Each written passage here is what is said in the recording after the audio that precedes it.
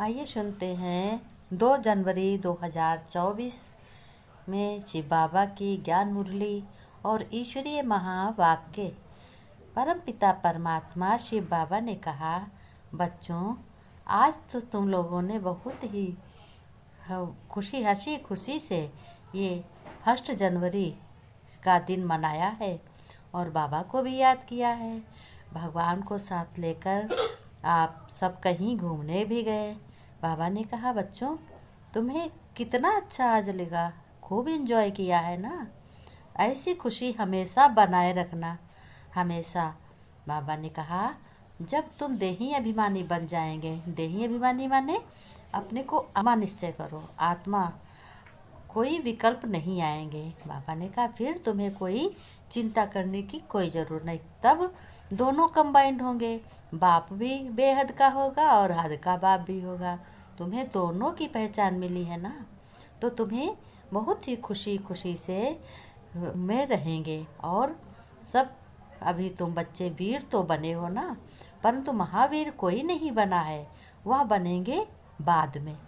वीर बने हो ना कि तुम वीर भी हो, क्योंकि हर वक्त तुम अपने कर्म श्रेष्ठ कर रहे हो, तो तुम वीर भी हो। हर काम में तुम्हारी जीत होती है, इसलिए तुम वीर हो, सफलता प्राप्त होती है। बाबा ने कहा, महावीर उन बच्चों को कहेंगे जो बच्चे अपने को आत्मा निश्चय करते हैं, कहते हैं मैं आत्मा इन कार्य को करा रहा हूँ शरीर द्वारा। अब तो वो बहुत सर्विस करते हैं। इसमें बच्चों कोई भी याद करने की बात नहीं है। ये समझो, कोई भी कर्म करो, कर्म करने के लिए मना नहीं है, कहीं जाने के लिए नहीं मना है। अपना आराम से बिजनेस करो, धंधा धोरी करो। और बाबा ने कहा, तुम्हें बच्चों अहंकार दिखाने की कोई ज़रूरत नहीं है, कभी भी अहंकार नहीं दिखाना है। तुम्हें सेवा अपने घर में अपने सबका कहना मानना है और कभी किसी बात में संशय भी नहीं करना है कि हमारा ये काम बनेगा कि नहीं बनेगा। भगवान ने कहा, शिव बाबा ने, कि जब मैं तुम्हारे साथ हूँ बच्चों, तो तुम्हें संशय करने की क्या ज़रूरत है। जिसका साथी भगवान हो, बाप भगवान हो, तो उसके हर काम बने ही पड़े हैं, उनको चिंता करने की कोई ज़रूरत नहीं। बस एक बार बोल के देखो, मेरे बाबा, मेरे शिव बाबा, आओ मेरे साथ ये काम बनाओ। देखो बनता है काम कि नहीं बनता है। फिर शिव बाबा ने कहा, तुम्हें सबको 2 बाप का परिचय देना है, क्योंकि एक हद का बाप और एक बेहद का बाप। इसमें कोई भी ज़्यादा टाइम नहीं लगता है। बाबा ने कहा, 1 सेकंड में भी कोई को तीर लगा सकते हो, मतलब किसी को भी समझा सकते हो, लेकिन समझेंगे वही जिन्होंने कल्प पहले समझा होगा, जो भगवान के ज़्यादा नज़दीक होंगे और बिछुड़ गए, वो अब मिल जाएंगे। वही बच्चे समझेंगे कि हाँ, भगवान है, ईश्वर है, निराकार है, शिव बाबा है, हर मंदिरों में स्थापित है। इसलिए वह शिव बाबा परमपिता परमात्मा सभी मनुष्य आत्माओं का है। ड्रामा अनुसार सबका पुरुषार्थ एक जैसा नहीं होता है, सबके कर्म एक जैसे नहीं होते। बाबा ने कहा, सबके कर्मों की गति अलग अलग है, किसी का अच्छा कर्म है, किसी का बुरा कर्म है, तो सबके कर्म के आधार पर भाग्य की लकीर खिंचती है। बाबा ने कहा, जिनकी तकदीर में नहीं है वह इतनी धारणा भी नहीं कर सकते। धारणा माने, बाबा ने कहा, जिनकी तकदीर में नहीं है वो शिव बाबा के ज्ञान मुरली नहीं सुनेंगे, उनको अच्छी नहीं लगेगी और वो गफलत में पड़ने से वो भ्रष्टाचारी दुनिया में चले जाएंगे। बाबा ने कहा, तो ज़रूर उनका पद भी कम हो जाएगा। जैसे स्कूल में सभी बच्चे पढ़ते हैं और एक बच्चा कुछ कर रहा है, एक बच्चा कुछ कर रहा है, तो सबके नंबर एक जैसे कहाँ होते। फिर बाबा ने कहा माताओं के लिए कि बहुत महिमा करते हुए बाबा ने कहा कि माताओं को तुम स्वर्ग का द्वार खोलने वाली हो, संगम पर तुमको ही ज्ञान का कलश मिलता है।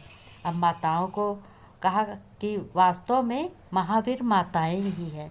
अब देखो, शिव बाबा ने कहा, जिसके घर में एक भी माता नहीं है, महिला नहीं है, उसका घर क्या है, कूड़े समान है। जब भी भागवत होती है, कुछ भी शुभ काम होता है, सबसे पहले माताओं के सिर पे कलश रख के फेरी लगाई जाती है। तो माताओं की बहुत महिमा है और भारत माता की जय भी बोलते हैं। तो बाबा ने कहा, वास्तव में सभी माताएं महावीर हैं ना, क्योंकि घर गृहस्थ में रहकर अपने पवित्र रहती हैं और अपने घर को बहुत अच्छे तरीके से संभालती हैं। और जब ज्ञान सुनने लगती हैं, शिव बाबा की वाणी सुनने लगती, मुरली सुनने लगती हैं, तो उन्हें एक नए जीवन की शुरुआत करती हैं। उन्हें बड़ा अच्छा लगता है, उनकी सेवा बहुत होती है। वो हर कर्म खाना बनाती हैं, तब भी उनको घड़ी घड़ी याद आती है।